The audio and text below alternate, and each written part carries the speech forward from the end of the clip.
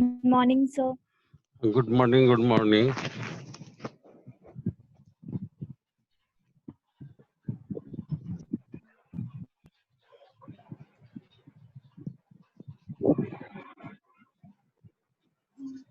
Good morning, sir. Good morning.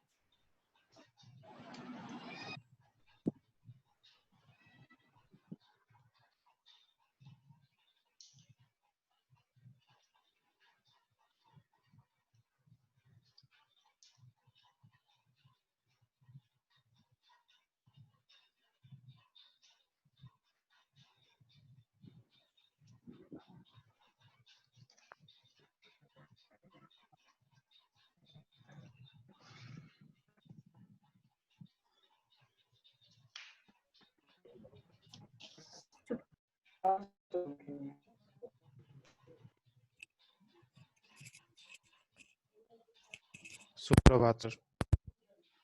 सुप्रभात, सुप्रभात। प्रणाम सर। प्रणाम, प्रणाम, प्रणाम सर। प्रणाम।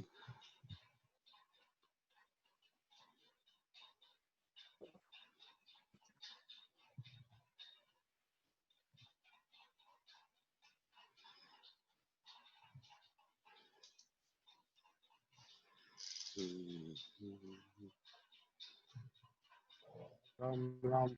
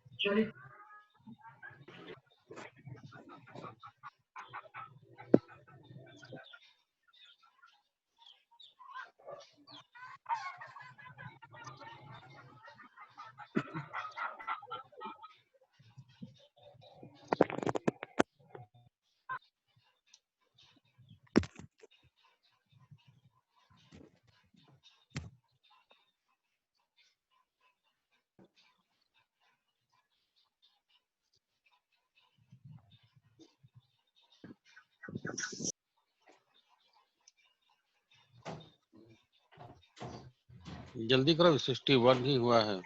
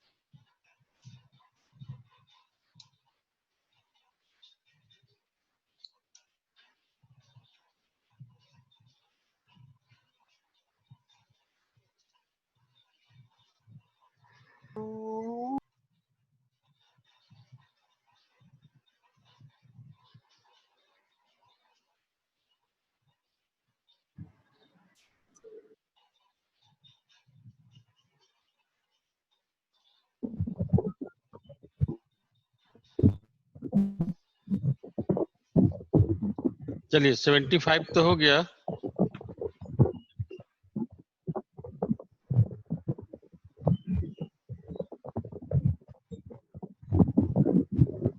तो आप लोग का ईद मुबारक बहुत बढ़िया से बीत गया ना?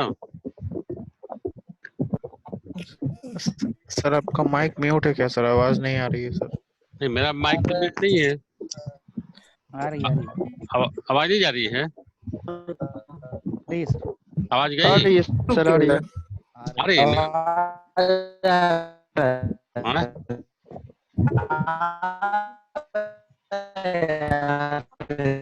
तो मिलो का आवाज म्यूजिक बन के निकल रहा है। हाँ?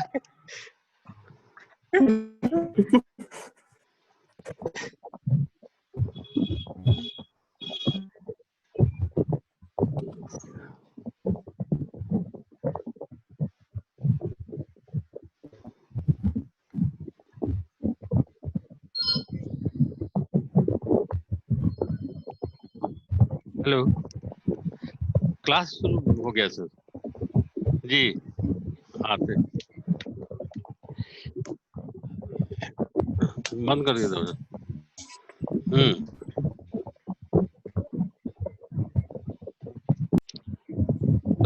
Late us start the chapter. Peritoneum हम पढ़ा रहे थे आप लोग को। प्लेटोनियम का फंक्शन खत्म हो गया था। स्लाइड दिख रहा है आप लोग को?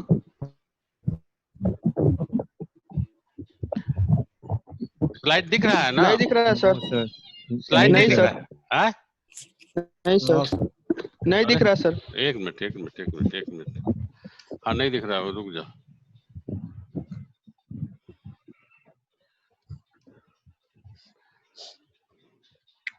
अभी दिखा? Yes sir. Yes sir. दिखा ना?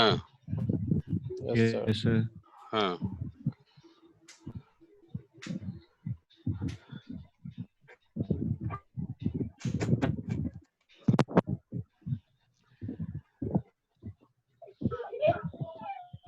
So we have discussed about the function of the plutonium. So first function is the movement of the viscera, because the plutonium secretes a viscous fluid which makes the surface slippery. The viscera surface becomes slippery due to presence of the plutonium fluid, and it facilitates the movement of the viscera inside the peritoneal cavity.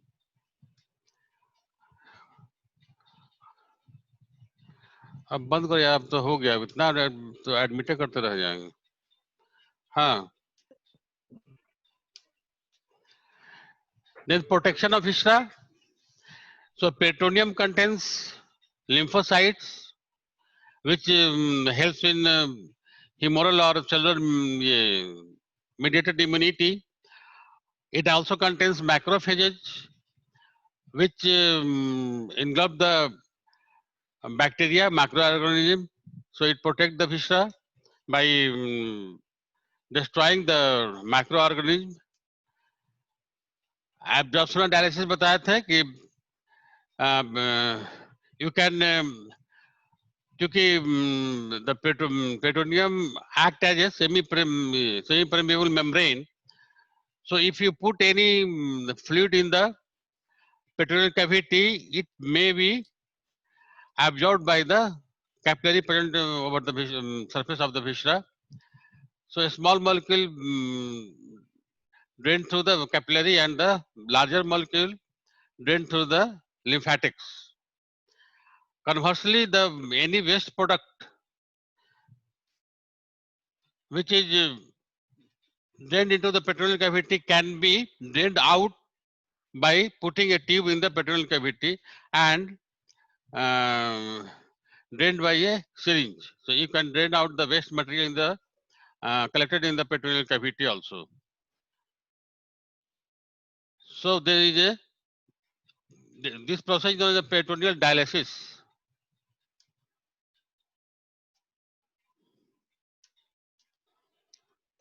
Healing power तो जानते हैं.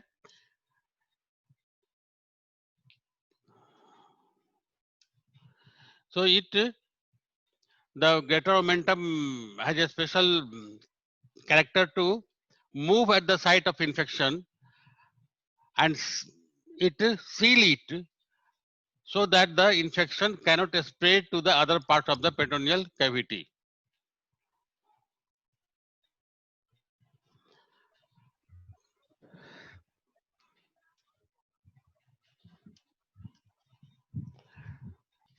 Storage of fat. So it stores fat in different fold of the peritoneum, like greater omentum, lesser omentum. They are a small pocket of the peritoneum which is laden with the fat present in the colon, transverse colon and sigmoid colon. That is known as the appendices epiploicy. Appendices epiploicy. A small pocket of fat आपको दिखाई पड़ेगा, peritoneum दिखाई नहीं पड़ेगा. A small pocket of multiple ये fat का lobule type दिखाई पड़ेगा ट्रांसवर्स कॉलन में और sigmoid descending colon sigmoid colon में. तो इस तरह से फैट इसमें स्टोर्ड रहता है. ग्रेटर ओमेंटम में भी रहता है, लेसर ओमेंटम में भी रहता है, अनदर फोल्ड्स में भी रहता है.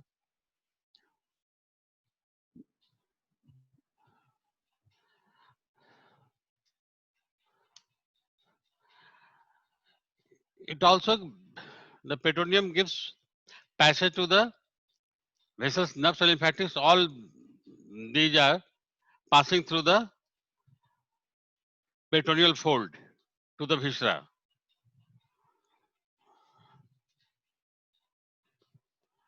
And lastly, the transfer of oocyte takes place through the peritoneal cavity after ovulation. It is not a function, it is a process. So from ova when discharged from the ovary, ova float into the peritoneal cavity, and then the fimbria, the terminal part of the fallopian tube, there is a opening into the fimbria, that is known as the ostium. So through this ostium, the oocyte is sucked in the fallopian tube, and then it goes for the fertilization or passes to the uterus.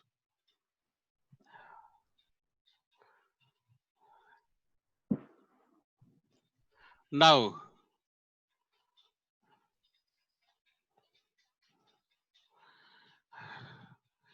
the vertical disposition of the longitudinal disposition of the peritoneum.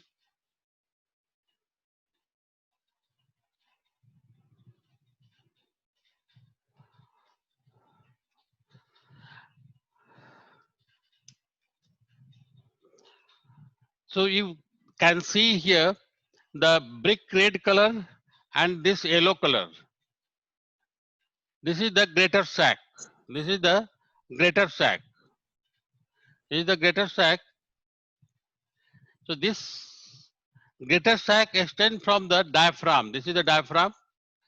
So it extends from the diaphragm up to the pelvic cavity. This is the pelvic cavity. So it extends from the diaphragm to the pelvic cavity.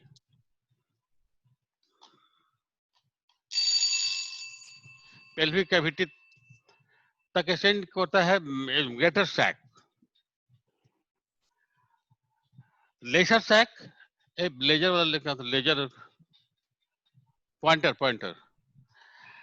Lesser sac, that is also known as the mental bursa, it lies behind the this blue line, blue filled area. This blue color filled area जो है, that is the area of the lesser sac. So it lies behind the stomach, lies behind the lesser omentum and behind the liver. This is the liver. So behind the liver, behind the lesser omentum and behind the stomach. So this is the area of the lesser sac. And this one is the greater sac. The bigger area is the greater sac and a smaller area is the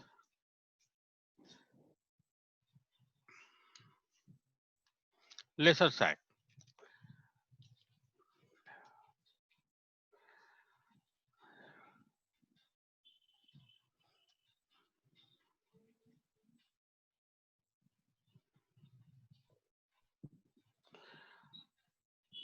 Now the greater sac हो गया, lesser sac हो गया. In the horizontal disposition में इस तरह से दिखता है. अगर ट्रांसवर्स सेक्शन आप देखें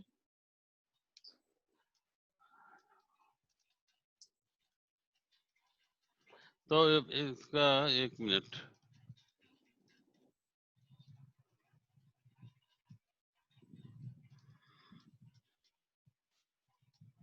हाँ, this one is the horizontal disposition of the peritoneum. So you can see this blue line.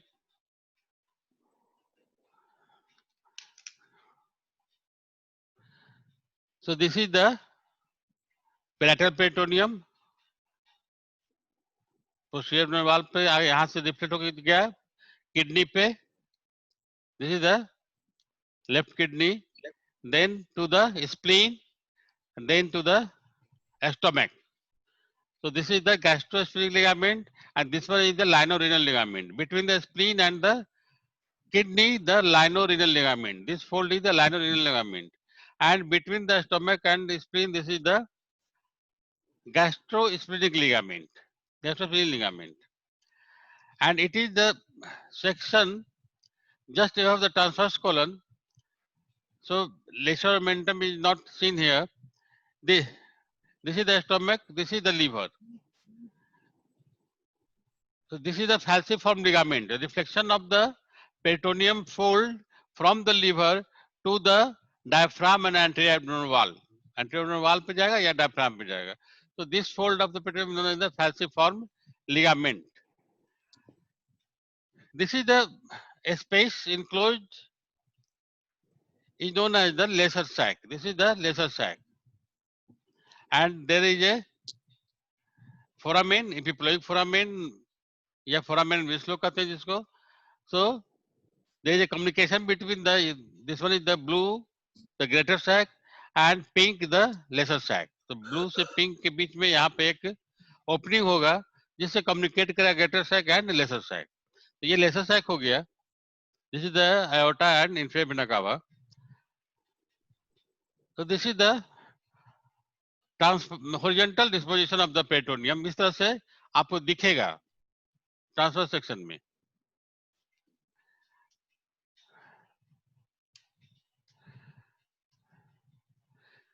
दूसरा सेक्शन जो कि ट्रांसवर्स कॉलन से बिलो लेवल पर सेक्शन है, उसमें कुछ इस तरह से दिखेगा. So this is the greater sac, this is the greater sac, and a small area of the lesser sac, a small area of the lesser sac, only in the greater omentum. This is the section of the greater omentum. उसी के बीच में stomach से नीचे आ गया तो एक छोटा सा एरिया केवल दिखेगा लेसर सैक का, बाकी पूरा एरिया जो है वो है ग्रेटर सैक का है, पूरा एरिया जो है ग्रेटर सैक का है. वहां पर अगर आप अंदर से देखेंगे तो देयर आर फ्यू फोल्ड्स, आप देख रहे हैं यहाँ से एक ऐसे ये जो हुआ ये पेट्रोनियम का एक फोल्ड, अंदर से देखेंगे तो ये फोल्ड दिखाई पड़ेगा. This fold is due to presence of median umbilical, इसको कहते हैं median umbilical fold.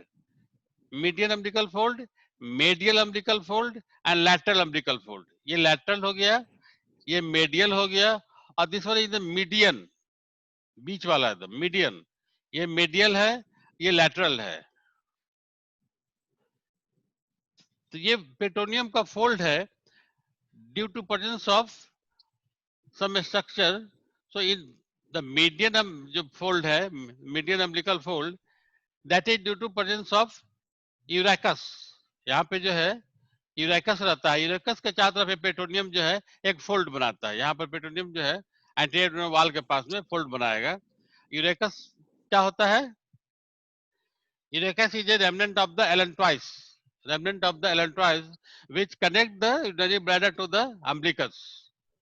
So this is the remnant known as the median umbilical ligament.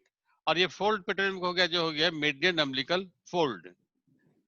Just lateral to this on both side there is medial umbilical fold. ये हो गया medial umbilical, इधर भी और इधर भी दोनों तरफ medial umbilical fold है, and that is due to presence of obliterated umbilical artery. Obliterated umbilical artery, जो आर्टरी दो होता है, umbilical vein तो एक होता है, आर्टरी दो होता है. So this right side and this is the left side. So after birth it becomes obliterated, umbilical artery becomes umbilical artery is a branch of the internal iliac artery, and after birth from the bladder to the umbilicus it becomes obliterated, and from the bladder to the aorta it becomes the superior vesical artery. It becomes the superior vesical artery, and from the bladder to the umbilicus it becomes obliterated and known as the obliterated umbilical artery, and there is a peritoneal fold around this, and this is known as the medial umbilical fold on both sides. The third one is the lateral umbilical fold on both sides, and this is due to the presence of inferior epigastric artery. Inferior epigastric artery. Inferior epigastric artery किसका branch है? किसी को याद है? Hello, external iliac artery. External iliac artery का branch. Very good. External iliac artery का branch है. Iliac artery. हाँ, इंग्वाइनल लिगामेंट के नीचे जस्ट डिप करने के पहले, फीमर आर्टरी बनने के पहले देता है इंफीरियर एपिगैस्ट्रिक आर्टरी. सो इंफीरियर एपिगैस्ट्रिक आर्टरी ऊपर में असेंड करेगा नीचे से, तो वहां पर पेट्रोनियम उसके अराउंड एक फोल्ड बनाएगा. इस फोल्ड को कहते हैं lateral umbilical fold. Lateral umbilical fold जहां फोल्ड बनाएगा बगल में फोसा टाइप हो जाएगा. ये इधर lateral inguinal fossa, medial inguinal fossa, ये हो गया सुप्रा वेसा, इधर सुप्रा वेसाइकल फोसा, ये है मेडियल इंग्वाइनल फोसा, ये है लैटरल इंग्वाइनल फोसा. तो these are the structure fold and fossa due to presence of urachus, obliterated umbilical artery and inferior epigastric vessels. So these are the peritoneal fold in the and seen in the horizontal disposition. Horizontal disposition में इस तरह से दिखेगा below the level of the transverse colon. इस तरह से दिखेगा उसमें. तो ये हो गया पेट्रोनियम का रिफ्लेक्शन हॉरिजॉन्टल एंड ये लॉन्गिट्यूडिनल. नाउ फिर बैक चले हम लोग.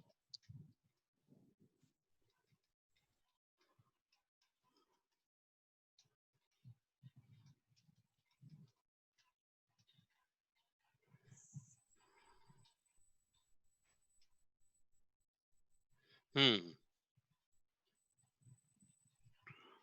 तो डिस्टर्ब करते रहता है एडमिट करने का, इतना लेट तक एडमिट क्यों करेगा भाई?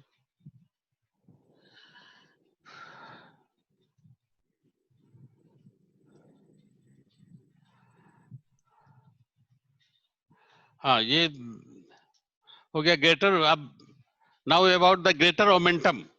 ग्रेटर मोमेंटम पर कभी कभी नोट्स रहता है, लिखने के लिए आता है ग्रेटर मोमेंटम पे। अलग अलग सब पे आ सकता है, ग्रेटर मोमेंटम पे, लेसर मोमेंटम पे, मिजेंट्री पे, इस सब पे नोट्स रहता है। तो इसके बारे में आपको एक नोट्स तैयार कर लेना होगा। So greater momentum is a large fold of peritoneum which hangs down from the greater curvature of the stomach. Greater curvature of the stomach से नीचे hang करता है। It is a large fold of peritoneum that is known as the greater omentum. So this is formed by the dorsal mesogastrium. जब embryonic phase में ये गट का tube जब माने इनसाइड इन्वेजिनेट करता है पेट्रोनियम को पीछे से, तो एक जो फोल्ड बनता है, that fold is known as the मेसोगैस्ट्रियम।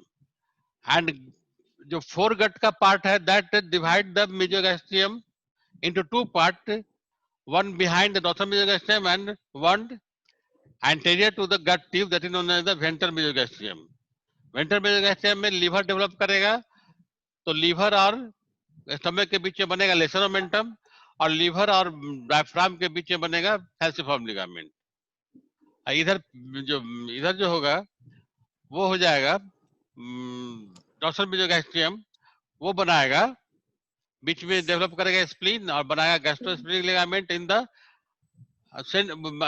Upper part, gastrosplenic ligament, and in the lower part या caudal part it forms the greater omentum.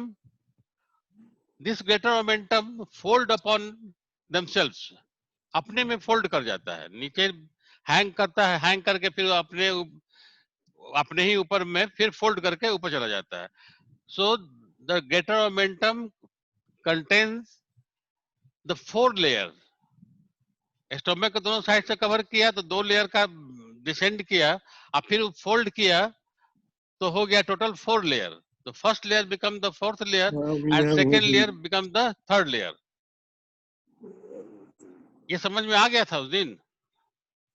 Yes, sir. हाँ, तो ये ग्रेटर मोमेंटम बन गया। It covers the loop of intestine. It covers the loop of intestine.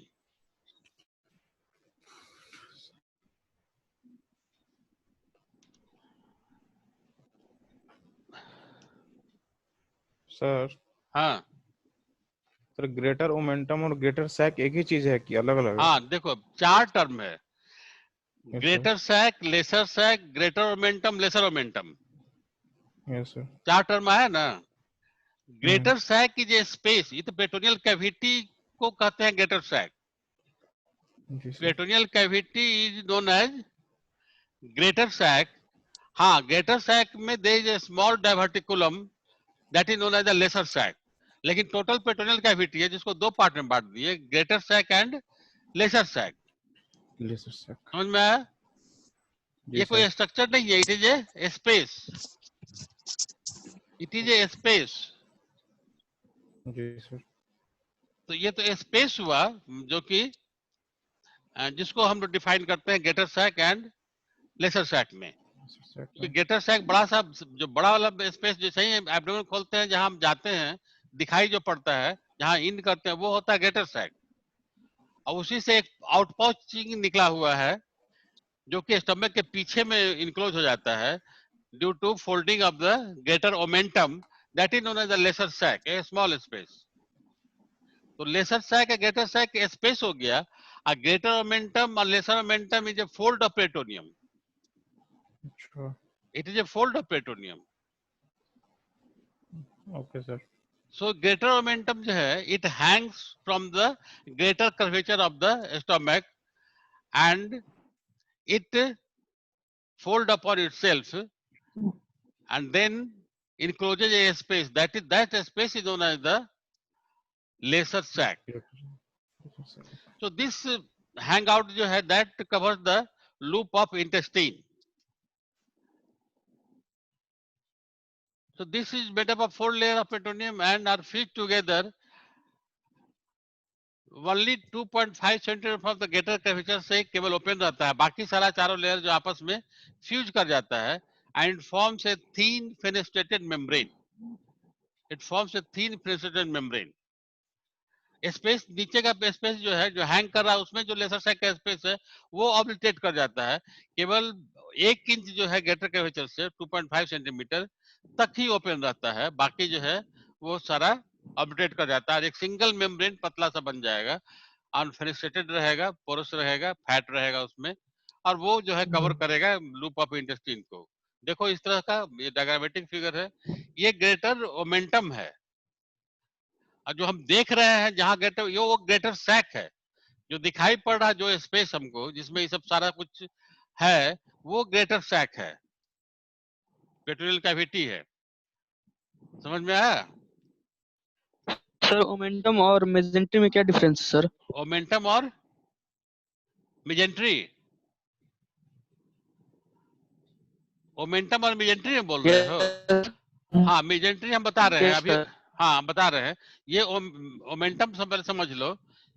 Mesentery जो है वो भी पेट्रोनियल फोल्ड है जो स्मॉल इंटेस्टाइन का फोल्ड है, ये है स्टमक का फोल्ड है, ये देख रहे हो ना स्टमक से हैंग कर रहा है। तो जो ग्रेटर ओमेंटम है वो स्टमक का फोल्ड है, मेजेंट्री वो है स्मॉल इंटेस्टाइन का फोल्ड है, पेट्रोनियल फोल्ड है। तो उसको हम बताएंगे इसके बाद, टाइम रन आउट होगा तो फिर से ज्वाइन करना होगा। सो ये इस तरह से हैंग करता है greater omentum and cover the loop of the, इसमें जो भी लूप ऑफ इंटेस्टाइन है उसको एट द वेरिएबल डिस्टेंस ये इतना कवर कर रहा है।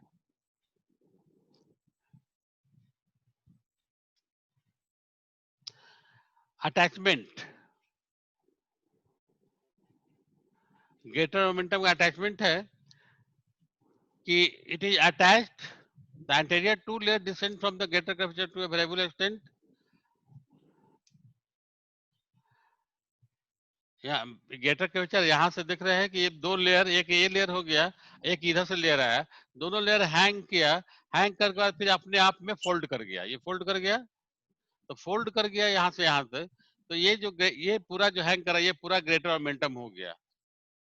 जैसे बच्चा को सलाइवा को बचाने के लिए गला में टांग दिया जाता है ना, उसी तरह से टंगा रहता है ये। और इसी के बीच में ये जो स्पेस है that is the lesser sac, it is the lesser sac. इधर वाला हो गया ये ग्रेटर सैक हो गया पूरा, और इसके अंदर में ये जो इसके फोल्ड करने से बीच में ट्रैप हो गया जो भी स्पेस, वो हो गया लेसर सैक। तो यहाँ देखो कि ये फर्स्ट लेयर है, ये जब फोल्ड किया तो ये 4th लेयर बन गया, और ये सेकेंड लेयर है, ये फोल्ड जब किया तो ये हो गया 3rd layer. So first become 4th and second layer become the 3rd layer of the greater omentum. So greater omentum is made up of 4 layer of the peritoneum, 4 layer peritoneum, enclosing the space lesser sac in between them. Now the content of the greater omentum, the right and left gastroepiphytic vessels.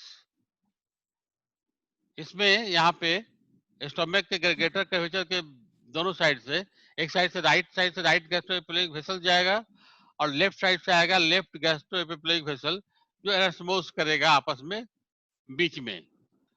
तो right जो गैस्ट्रोएपिपेलिक vessels है वो है गैस्ट्रोड्यूरल artery का branch, और left गैस्ट्रोएपिपेलिक vessels है वो splenic artery का ब्रांच है। दोनों आकर के वहां पे फोल्ड के बीच में, मतलब फर्स्ट और सेकेंड लेयर के बीच में ही, लेसर सैक में नहीं, फर्स्ट और सेकेंड लेयर के बीच में ही जाके यहाँ पे उसका पोजीशन होगा वेसल्स का यहाँ पे। सो ये कंटेंट हो गया। फैट तो रहेगा ही, फैट तो बहुत सारा रहता है इसमें, तो फैट तो कंटेंट में आएगा ही। फंक्शन में store house of the fat, protection of cavity from infection, बता चुके हैं, पुलिस मैन ऑफ एब्डोमेन कहा जाता है क्योंकि ये सील कर देता है एरिया को सील कर देता है, इन्फेक्शन स्प्रेड नहीं होने देता है आगे। Now about the lesser omentum. तो लेसर ओमेंटम जो है that extend from the lesser curvature of the stomach.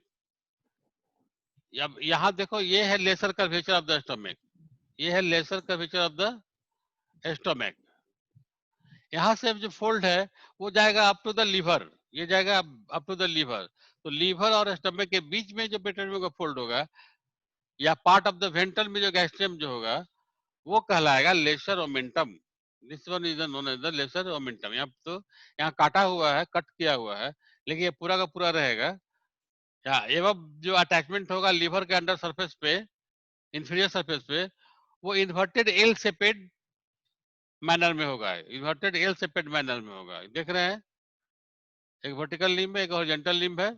तो ये एल इन्वर्टेड एल शेपेड है. And this here this area is known as porta hepatis. Porta hepatis, in which there are three structures: portal vein, hepatic artery, and bile duct. This is the bile duct, hepatic artery, and this one is the portal vein. These are the content of the porta hepatis, जो कि liver में जा रहा है या liver से आ रहा है. बाइल डक्ट निकल रहा है, हेपेटिक आर्टरी या पोर्टल वेन जा रहा है लीवर में. So this is the lesser omentum. Superiorly, it is attached to the liver in inverted L-shaped manner. यहाँ आप देखिए फिगर में, ये जो है लेसर ओमेंटम है, ये लेसर कर्वेचर है, ये है लेसर कर्वेचर. ये तो ग्रेटर कर्वेचर था जिससे कि ग्रेटर ओमेंटम हैंग कर रहा है. ये ग्रेटर ओमेंटम है पूरा, जो ग्रेटर कर्वेचर से जा रहा है, हैंग कर रहा है. इसके ऊपर वाला पार्ट से यहाँ से जाएगा स्प्लीन में, जो फोल्ड गैस्ट्रोस्प्लीनिक लिगामेंट होगा यहाँ से यहाँ तक, गैस्ट्रोस्प्लीनिक लिगामेंट. और यहाँ से ऊपर जब जाएगा डायफ्राम पे, वो हो जाएगा गैस्ट्रोफ्रेनिक लिगामेंट. यहाँ से कुछ फोल्ड डायफ्राम पे जाएगा, पेराइटल पेरिटोनियम बन जाएगा यहाँ से, ग्रेटर कर्वेचर के अपर पार्ट से, सिफेलिक पार्ट से. तो वो कहलाएगा गैस्ट्रोफ्रेनिक लिगामेंट. यहाँ गैस्ट्रोस्प्लीनिक लिगामेंट. इधर जो नीचे जो है पूरा का पूरा ये ग्रेटर कर्वेचर, इससे बनता है जो फोल्ड, वो कहते हैं ग्रेटर ओमेंटम. ये ग्रेटर ओमेंटम हो गया. ये है लेसर ओमेंटम, जो स्टोमक के लेसर कर्वेचर से लेकर के एबव जो है लीवर के इंफीरियर सरफेस तक रहता है. This is the lesser omentum. This is lesser omentum. This is the free border of the lesser omentum. ये देख रहे हैं free border of the lesser omentum है, जिसमें portal vein, hepatic artery and bile duct रहेगा. तीनों structure यहाँ रहता है इसी फ्री बॉर्डर में. और this is the epiploic foramen. यहाँ जो ये गैप है, this is the epiploic foramen, जिसके थ्रू आप लेसर सैक में जा सकते हैं. यहाँ से फिंगर डालेंगे तो वो कहाँ जाएगा? फिंगर इसके पीछे, स्टोमक के लेसर ओमेंटम के पीछे जाएगा लेसर सैक में. यहाँ से अगर जाएगा तो फिंगर तो ले जाएंगे तो.